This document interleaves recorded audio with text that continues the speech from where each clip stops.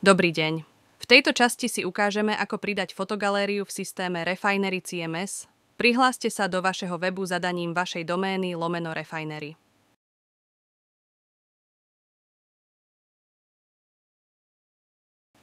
Následne z ľavého menu vyberte modul Fotogaléria. Tu môžete vidieť všetky vaše fotoalbumy. Môžete sa preklikávať pomocou stránkovania na ďalšie fotogalérie. Fotogalérie môžete zmazať, upraviť album, upraviť fotografie v albume alebo nahrať fotografie do albumu. My si ukážeme, ako pridať novú fotogalériu v systéme Refinery CMS. Najskôr však odporúčam vytvoriť skupinu. Skupinu odporúčam pomenovať podľa školského roku. Ako vidieť, sú tu skupiny podľa školského roku a skupina 2021-2022 už je vytvorená.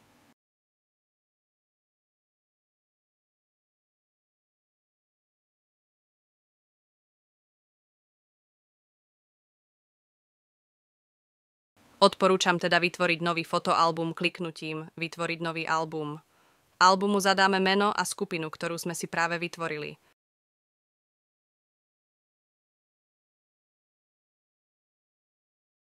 Ostatné polia nie sú povinné. Klikneme Uložiť.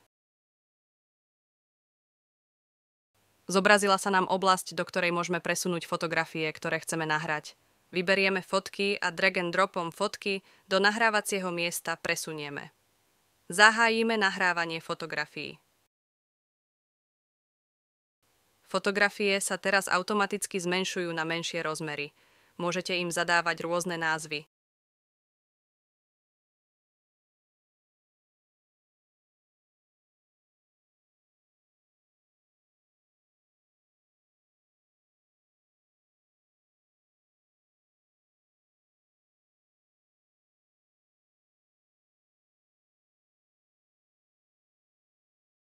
Fotografie sú nahrané.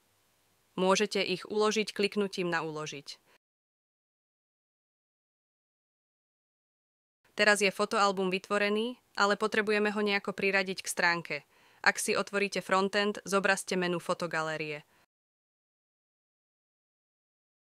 Uvidíte, že fotogalérie sú zobrazené podľa školského roku. Prepneme sa teda na modul stránky.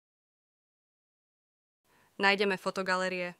Doplníme novú stránku podľa aktuálneho školského roku.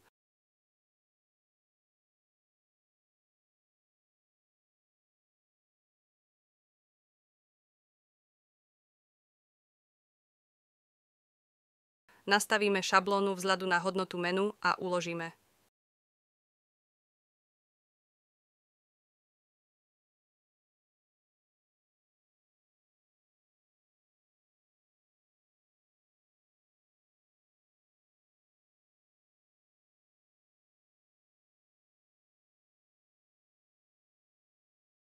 Teraz do tejto vytvorenej stránky vložíme názov fotogalérie, ktorú chceme do nej napojiť a klikneme na tab Fotogalérie.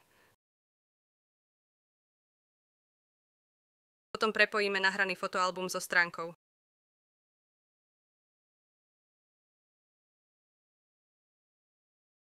Dôležitý krok je zmeniť šablónu na Page with Album. Stránku uložíme. Následne stránku na frontende obnovíme a pridá sa nám tu nový odkaz.